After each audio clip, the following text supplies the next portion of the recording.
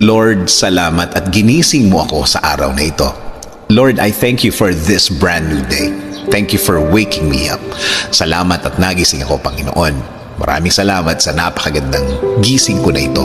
Tatanggapin ko po ito as another form of blessing. Humihingi po ako ng patawad, Lord, dahil minsan hindi ko nakikita ang kagandahan ng umaga at araw. Hindi ko nakikita ang mga bagay na ibinibigay niyo sa akin. Mga bagay na dapat maganda ang effect sa akin. Since na sa problema ako nakatingin, hindi ko po ito lahat nakikita. Kaya ngayon, Lord, mas magkukonsentrate ako sa mga biyaya niyo sa akin. Mas ibubukas ko ang aking mga mata, ang aking puso, ang aking isip. Mas hahanapin ko ang kagandahan ng araw at kagandahan ng sitwasyon.